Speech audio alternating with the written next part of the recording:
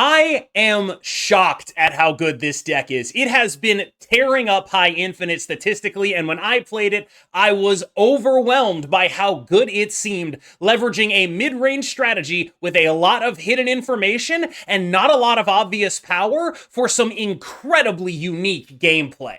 This is the list, and as you can see, I named it Tech Pile. I saw this list performing well on untap.gg, and I went to investigate what the hell it actually was. Because when I look at this deck, I see a deck that we used to play a year ago. And what can I say?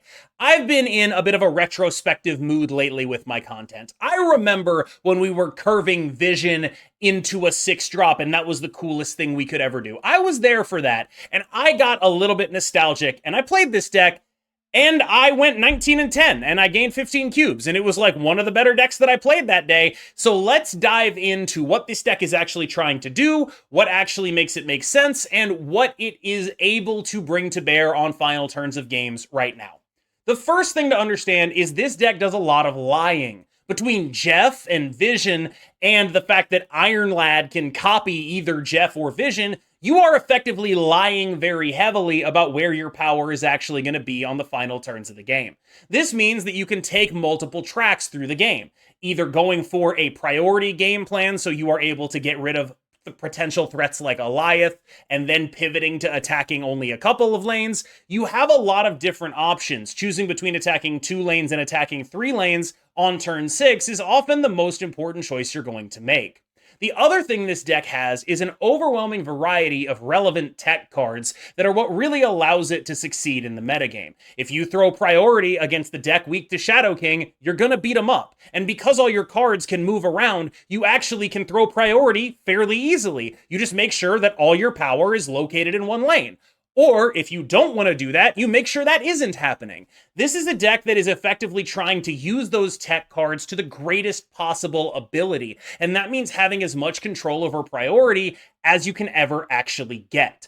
This does mean that you also are relying on some pretty mediocre cards on the stats, right? Like, what is this, 2023? We're playing Jeff and Vision? A lot of why this deck works is because of how devastating these tech cards are when they run into the right matchup. But the other reasons this deck works is because you do have a reasonable amount of power. Just because these cards aren't necessarily like the tier 1 A1 mid-range deck options right now does not mean that they're weak. You're still getting decent rate on a lot of these cards. When playing this list, it honestly felt very similar to playing a Sarah tech deck, except we had a little bit less reliance on the specific Agent Venom, a little bit more confusion enabling plays on the final turn of the game, and a little bit more ability to actually take priority if we wanted. One of the things that really sets this deck apart is the way in which it was constructed. The 1, 2, and 3 drop slots on the curve are split between tech cards, disruptive cards, and, of course, just cards that are good on rate. So it's not like you're actually giving up a ton in terms of being a good stats deck. You are that. You just also have mixed in there relevant tech card. And you can see this sort of throughout the deck building process at the 1, the 2, and the 3 drop slot. You have your disruptive 1 drop and you have your stats 1 drop. You have your 2 good curve out 2 drops and you have your disruptive 2 drop. You have your 2 tech 3 drops, both of which are played in different ways. Rogue often saved, Mobius often played. And then you have your good stats 3 drops. And that's pretty much how the deck wants to play out until it gets to the end game. The end game, of course, being your 4, 5, and 6. We only really run one of those. You want your 4 to be hitting something good. A lot of things in this deck actually do qualify. Hitting a speed is actually pretty nice. They're not like enormous, massive high rolls off of Iron Lad, but what they are is A, information so you can plan out what you're going to do in the future, and B, the ability to get just a little bit bigger. It's a good card on rate, but sometimes it's also the relevant tech card that you were looking for, right? So Iron Lad being able to do this sort of double duty, where it's like some of the time it's Vision or Jeff or a Mobius in a matchup where you needed it, or a Speed for stats or a Red Hulk for stats, it's just very often quite good.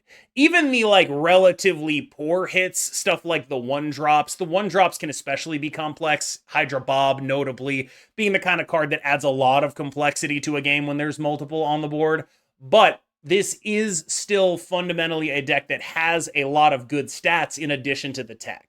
When I played it, it felt most like a Sarah deck to me, manipulating priority in order to have tech be relevant when you need it to be relevant. If you want priority, this deck can go out and get it thanks to the ability that these cards have to move around. If you don't want priority, this deck can go out and throw it. And that means that it has an additional sort of secret weapon in the simplicity of the build, which is it is better at using these tech cards because it is unpredictable in the way it tries to do so. It's not locked in. Everyone knows the Sarah deck and the Bounce deck are going to try to throw priority and what that means in terms of how to beat them. This deck can play multiple roles. It can try to take priority or it can try to throw priority, and the movers are actually pretty key to that. Spider-Ham is a pretty classic disruptive one-drop that I think you could pretty much run whatever in the space of it, but I have felt that Spider-Ham was fairly important for the way this deck plays out. Keep in mind that you're not doing anything too overpowering. A lot of what you need to do is drag your opponent down to your level, and you accomplish that for the most part with cards like Mobius and Rogue and Shadow King, but Spider-Ham is also a reasonable way of making that happen, making sure that your opponent can't execute the high-octane style of gameplay that this metagame is full of is very important for when you are playing a deck that is fundamentally a little bit middling. Hydra Bob at a 1/5 has the special ability of being a 1/5, and I realize that there's other stuff this card does, but mostly what this guy does is be a 1/5, and that is the most crucial thing about Hydra Bob, and it is why it is difficult to replace him. Typically, the best replacement is something like Silver Sable. You're not going to be able to get much out of any other card that is a 1-drop in terms of power. It is pretty much Bob and Sable for the big guys at that slot. But you can try going for additional disruption. A card like Iceman might not be the worst idea if you wanted to make this deck even more budget-friendly than it already is. Kate Bishop Hawkeye is just a good 2-drop to play. There is usually not really a downside to including this card in your deck. She is, as weird as it is to say in a world where people are playing a 2/4 that buffs your deck, if you can't play that, most other 2-drops are pretty normal, so to speak. There's a lot of 2/3s running around the metagame that only really look bad in comparison to Agent Venom, who you need to drag down to your level with your tech cards anyway. This is still a very, very powerful card, but I think more important than that, this is a classic good cards pile deck, and this is a card that is now very clearly making the cut in these classic good cards pile decks. Jeff is Jeff. And I think in this deck, he's actually more important than he would be in most other decks because of how much this deck wants to try to manipulate priority. Now, because Jeff is a one-time only move, you actually do have to be thinking about that very early in the game. Do I want Jeff to be here? Is this the lane I'm willing to just stack all my guys in, including my multiple movers, and then move out of that? Assuming I'm trying to throw priority. Assuming I want priority, it's a little bit easier to manage, but it still does require making some hard decisions sometimes. Jeff is a card that really wants you to wait until the final turn of the game, but sometimes the right play is going to be, I need to take priority so I don't get, Eliath or whatever, and so I need to move Jeff early. Or alternatively, I need to use Jeff to trigger a location, like get +3 energy or something like that. That kind of stuff is the kind of stuff you might have to make. And there are hard calls to make when it comes to this card. It's a lot less user-friendly than I think Vision is. That said, he is a very important part of what this deck is trying to do, which is maximize the impact of your tech cards by manipulating prio. I don't think this deck exists without Shadow King. I mean, he's just the greatest guy of all time. In the matchups where he's good, he is instantly winning a lane if you throw priority. This deck is very good at stacking up power in one lane and then throwing priority because it stacked all its power in one lane and then moving that power out.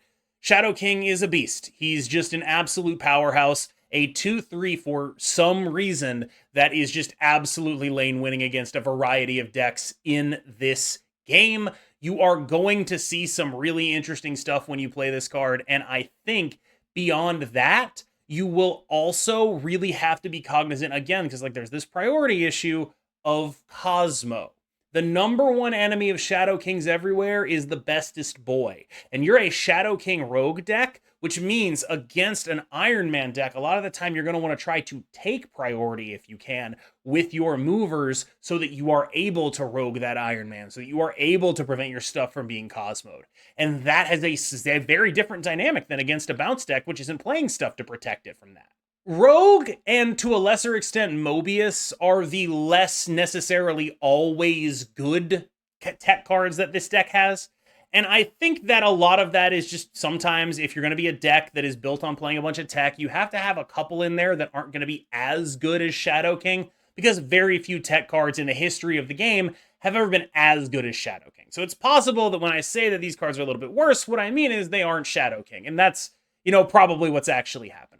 That said, Rogue is very much about what you're seeing. If you're not seeing a lot of relevant targets for her, I can understand trying to cut her. I have felt that the deck has enough curve stuff that you basically have this slot to do whatever you want with it. Rogue does seem to be the best card to run to me in that context, but I do think that you can try moving around things to see what ends up actually landing. Rogue is a very powerful card right now against anything with ongoing in the text, and there are the ongoing decks that you are otherwise basically cold to if you do not have a way of interacting. Nobody likes queuing into Tribunal and losing to that deck because you just don't have any stuff to do about it, and you will run that risk if you don't have this. Your matchup against the Iron Man AV deck will get a little bit worse, maybe a lot worse, depending on how many Cosmos they draw, and you have some real issues in the metagame because of that. Not to toot my own horn, but a lot of people are playing the Pixie Mobius deck from my most recent video. A lot of people are playing Sarah decks. Mobius is excellent right now, to the point that even in a non-Pixie deck, Mobius ends up being pretty important to what these decks are trying to do. Again, keep in mind, the goal here is drag your opponent down to your level. A lot of the best, most explosive plays in the current metagame are things like, Anti-Venom, Beast, Sarah. These are cards that you are not going to be able to drag down to your level without Mobius. These explosive plays are going to beat you every time if they cheat enough energy, and you just can't let that happen. You need to drag them down to a reasonable point output level, and Mobius is one of the best ways in the current metagame to do that. Speed is really big. That's why he's here. He's also a better hit off of Iron Lad than Gladiator is. That's really the only reason why we want him instead of Gladiator.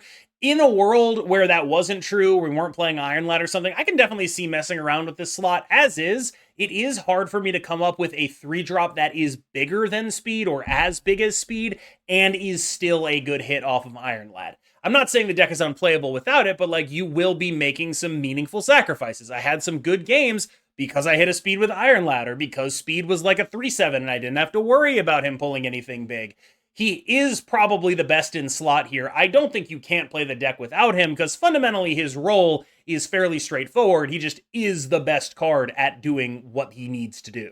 Copycat is fairly similar. I mean, this is just straight up 3/5 massive upside. There really isn't much that needs to be said about Copycat in a mid-range strategy. She gives you information. She lets you know what you do and do not have to play around. She is usually very above rate. This is very helpful, especially in the context of having Spider Ham as well. You can make sure that like some games, you just know 2 cards that don't exist in their entire deck, and that can be really helpful in planning out your turn 6s, which are the hardest part of this deck by a lot. Obviously, I'm talking about the information advantage, but even outside of the information advantage, she's a well above rate card. Iron Lad is a little bit like glue. There's not really a better good 4 that you'd be very interested in running. He has some good hits and he has some bad hits. Most of his bad hits are not that bad. Most of his good hits are not that good, but some of them are pretty good. And so he ranges from not bad to pretty damn good. And that's a good range for this card to be in, and that's really what he's looking to do. You also do a lot of planning for the future, i.e. planning out your turn 6 on turn 4 or after turn 4 on turn 5. And knowing what you knowing that draw, that stuff is interesting. It is important. It can be useful. I'm not saying it's the greatest thing of all time, but it's okay, I'm going to Iron Lad here, and then I know what I'm going to draw on turn 5. And so I am now able to think about that during that time period. I realize that doesn't sound like an actual advantage. It really felt like it was to me. Even though I would have just drawn that card on turn 5 anyway, that additional time while things were resolving actually did kind of feel real. I don't really know how to explain it, but it did feel like it mattered. That said, most of what Iron Lad is doing is just good guy for the stats. One of the big things you're going to be really thinking about on turn 4 when you play him, though, is are you a 2-lane gamer or are you a 3-lane gamer? Are you playing for 2 lanes? Are you playing for 3 lanes? Figuring that out is going to be the tough bit of Iron Lad, I think. And he since he usually can't move, you kind of have to figure out where you're going to commit him. Are you going to put him in the lane with all your other stuff and say, I actually am going to leave some guys here. I'm going to leave my Jeff here. I'm going to leave my Vision here, there. Are you committing to that? Because this is like the first major commitment of the game every time you play. And I think that is the kind of thing that you're going to have to really sit with. I realize he's been overshadowed by other 5-drops, like Lady Deathstrike right now. Various other good cards have sort of taken the place of Vision.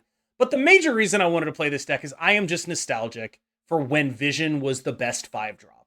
I'm nostalgic for when this guy was just everywhere, running everything. The best 5-drop. It's like December 2022 vibes on this. December, January 2022. The token shop just came out like a month or two ago. Vision was doing great. And then, you know, the Surfer, the Zabu, all of that stuff, right? But this is a very good card. And I realize people overlook him a lot. Like, people have been playing a lot of Claw recently, and I understand why. It makes sense why people are playing Claw. He's got more numbers than Vision. I get it. But there is this genuine priority upside with being able to either play for Prio or not play for Prio, and that makes your tech cards a little bit more effective. And Vision does bring that to bear in a real way. He's definitely giving up power compared to a Claw. He has 3 less power than a Claw. But there is a lot to how this card works and how this card plays that I personally find really enjoyable, and you might too. I feel like half of this video has been me explaining like the utility of a specific tech card in the current metagame, and the other half has been me looking at a card and going, he's big. And I mean, you know which one this is. You know what I'm doing here. I'm gonna look at this card and go, he's big. Yeah, he's big. All right, y'all, thank you so much for making it through that video. I looked through all the feedback from yesterday, and I am gonna put gameplay on the end of this one. We are back with the gameplay. Thank you so much for everyone who talked with me in my comments. I really appreciate that. I still read every comment. I'm going through and I'm trying to like more of them now. I don't know. I feel like I want to put effort into my community. So I really appreciate everyone who engages with me in the comments, on my Twitch channel, all of that stuff. Thank you so, so much. As always, I have been KM Best. You have been phenomenal. And I will see you in the next one. Let's get into the gameplay. Doing? I'm all right. I'm just planning on trying to have a nice, relaxing day today, you know? Just some little funsies for funsies.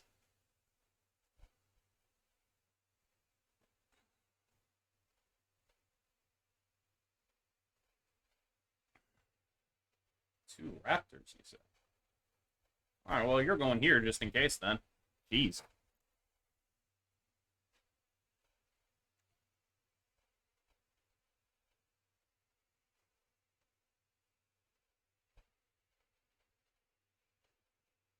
Do something for Halloween? We watched some scary movies, me and my girl.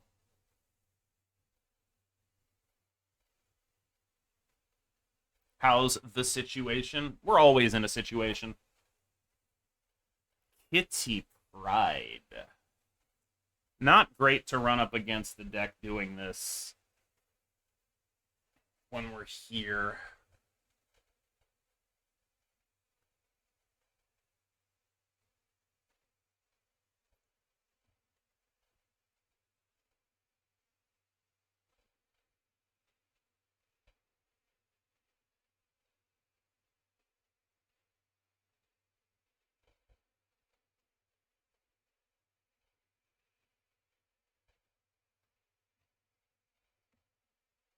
Try this one on.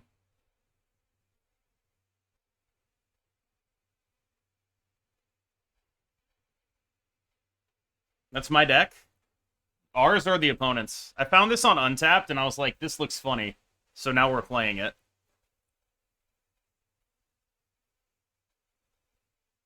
It's like the old school Cope Boy decks. We love coping. Tech pile. We love it. Oh my god, that's a 1-9. Jesus.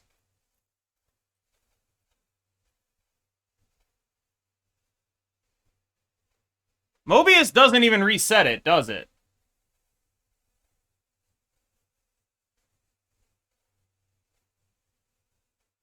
Is that correct? Mobius makes it cost 0? What does Mobius do to that card?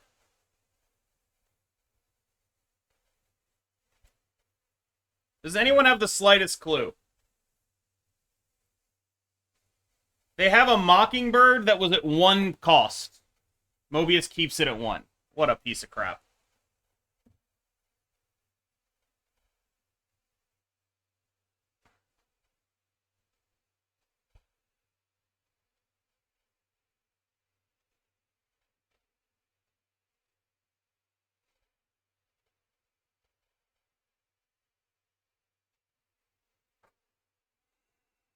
Okay, so they have 3 cards in hand, one of which is a 1-cost Mockingbird and 6 energy.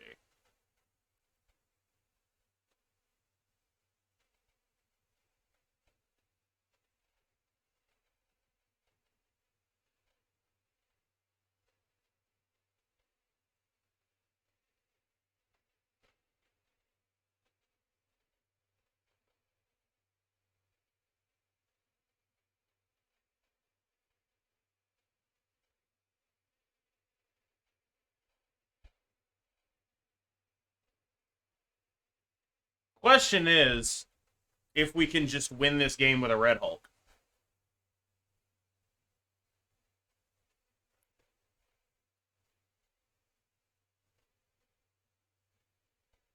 The answer is yes, if we have enough. Okay, I don't like that they snapped this here. We'll consider this a snipe test for them. We'll consider this a snipe test for them.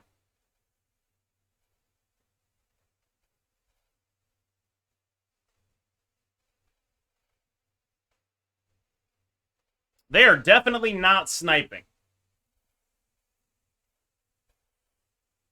But yeah. Sure.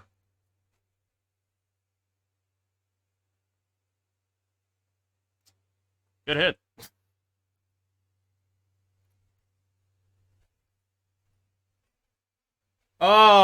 Is that a snap?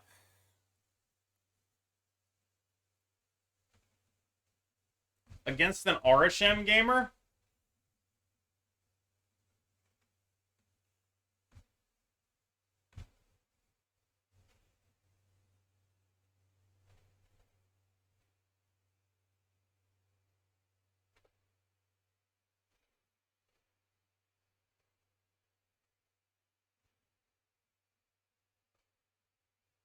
You gonna try the Bazaar? It's possible.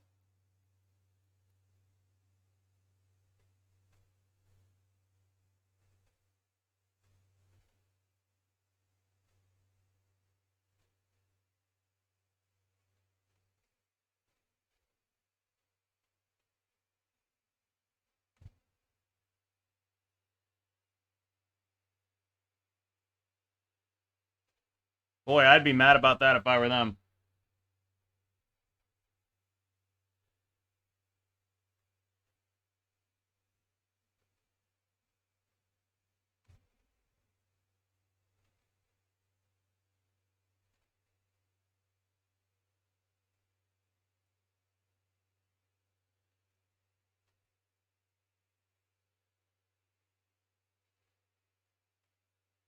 RicFlairWoo!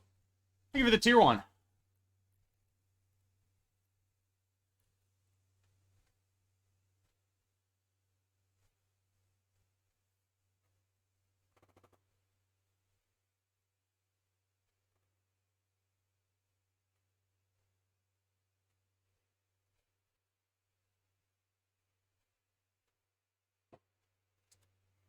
Damn, I wish I could still snap.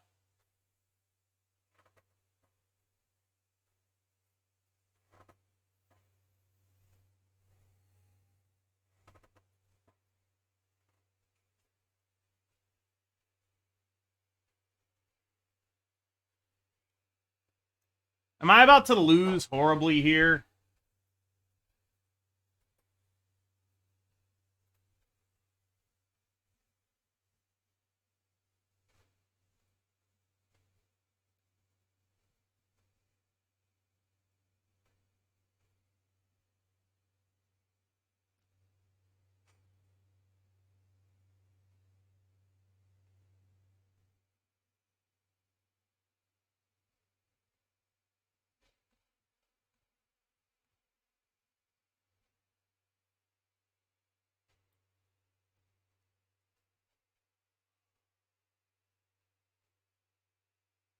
Okay, we're good.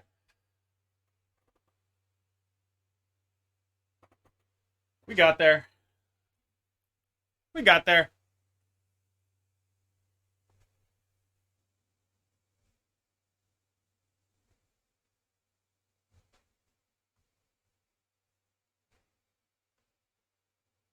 Okay.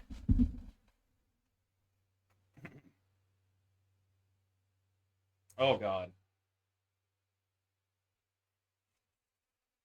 Well, that's not good.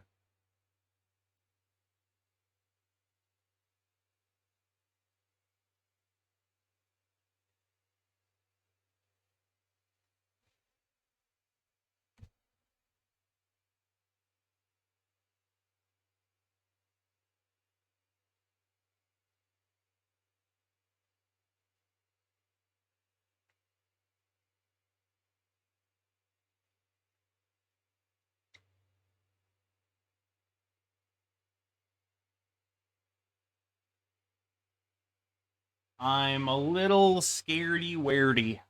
Okay, they just have a Shang-Chi. That's acceptable.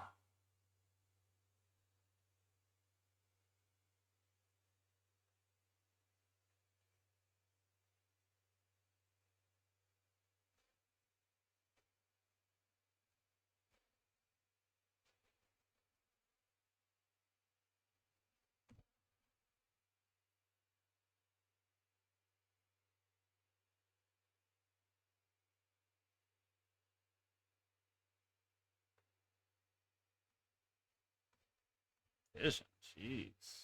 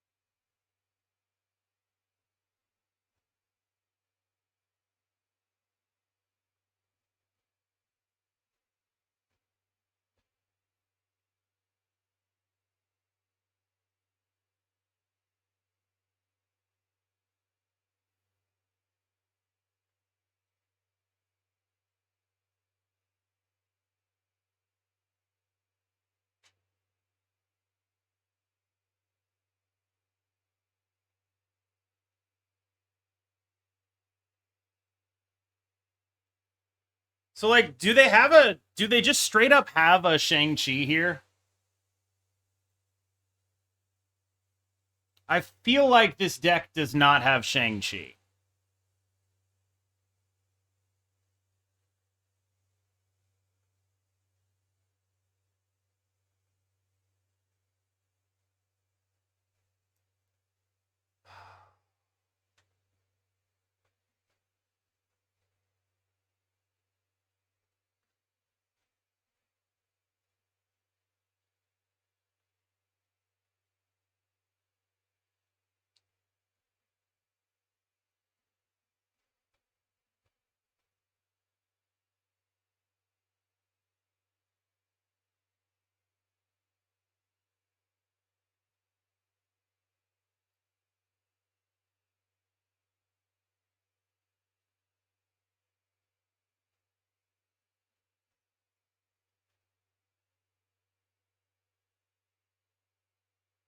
Part of me thinks I'm supposed to play it on the right.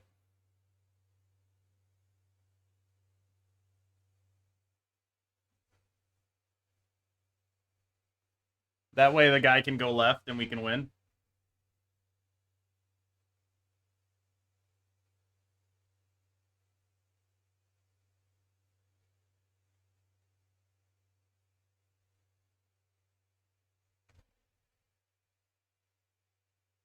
That's fine.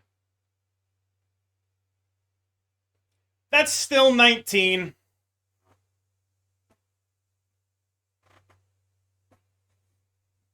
We take them. So it becomes a little bit more possible that we lose a tiebreaker. But not necessarily overly so. What a fucking hit. Jesus. Good job, me. What the hell is happening?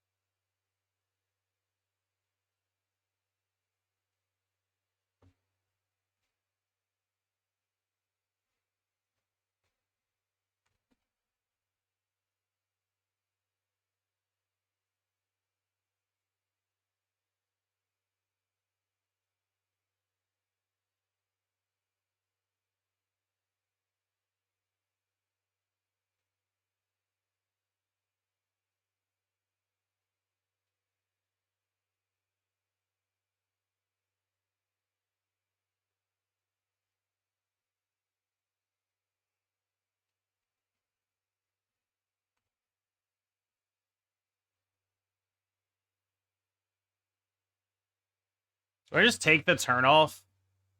I think I do.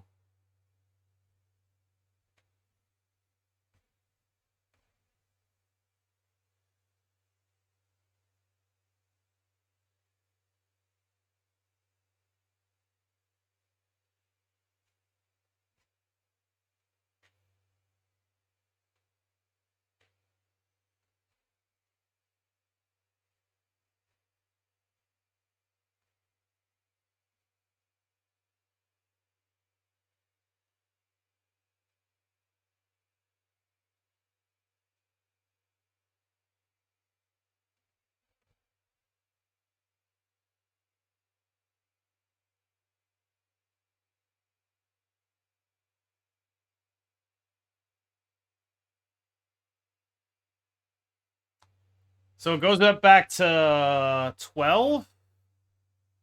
24? We win? Whew! Horrifying. Horrifying. In the game, actually. Because we got the proc. What do you know?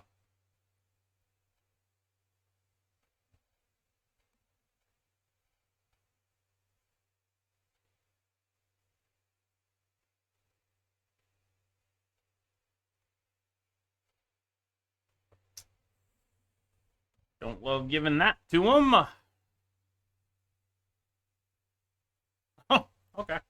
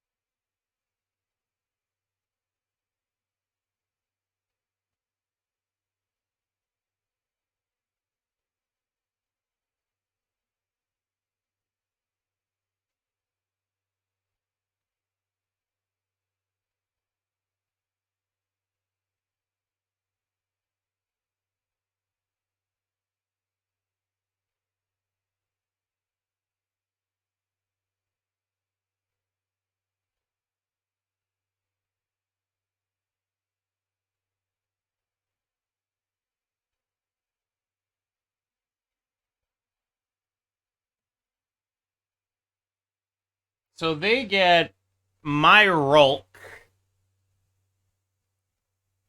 Jeff Mob Rogue.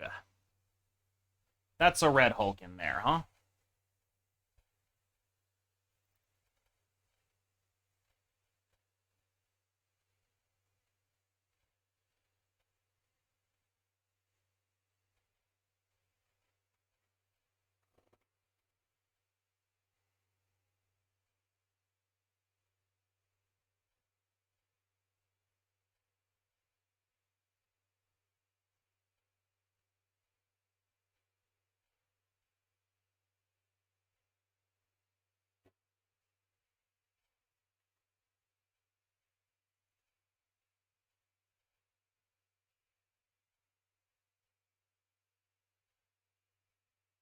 So they get to play my Red Hulk here.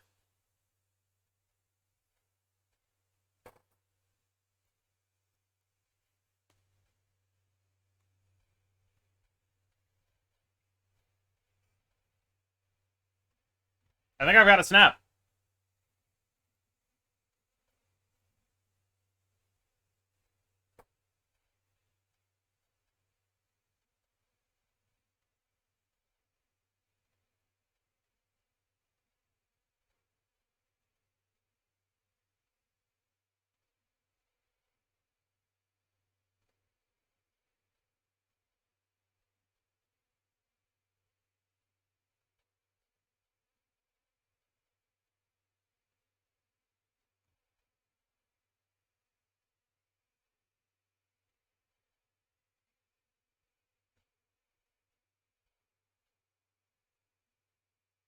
But now they know the Bob is moving.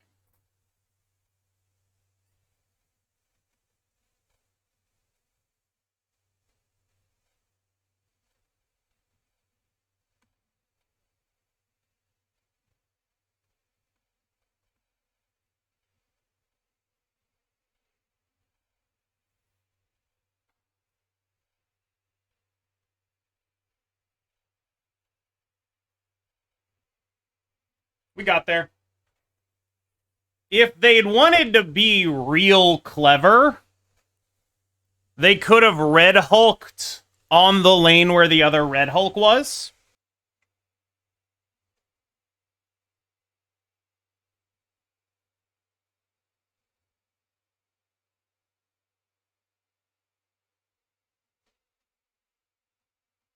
RSM, huh? Think I'm in the mood to, like, be desperate, lose 8. That's what I'm feeling for myself right now.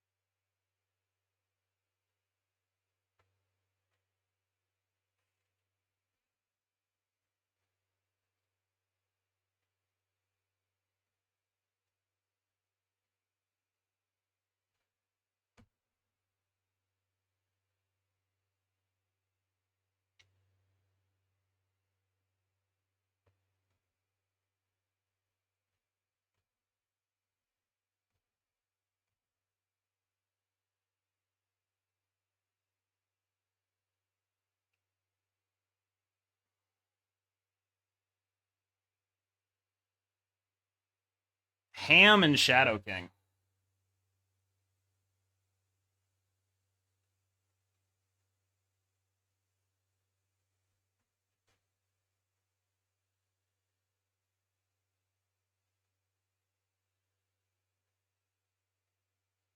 I don't know why things went that way, but they did.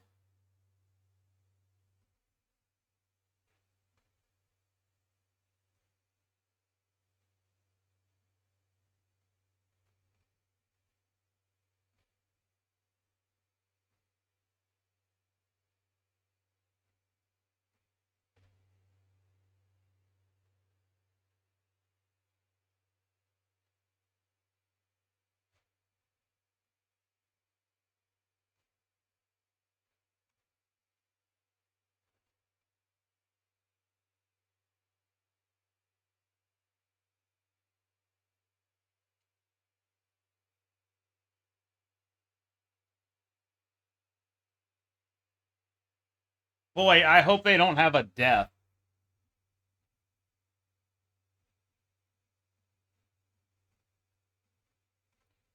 The Killmonger's in their deck. The Cable's in their deck.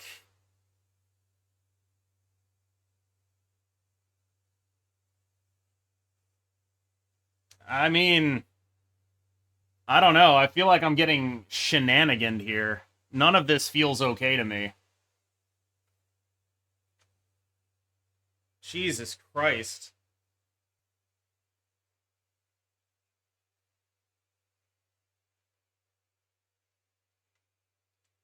I think I'm just dead.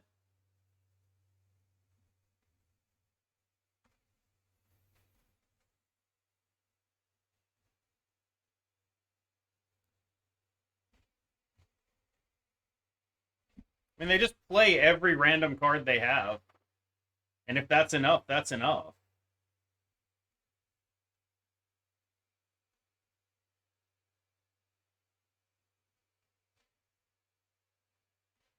If I get null death out of Arishem, I mean, that just is what it is. I'm assuming it's happening.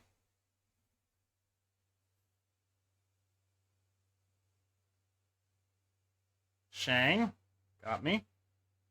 Ultron did not get me. Oh, goddamn. Oh, goddamn. I did expect at least one Shang.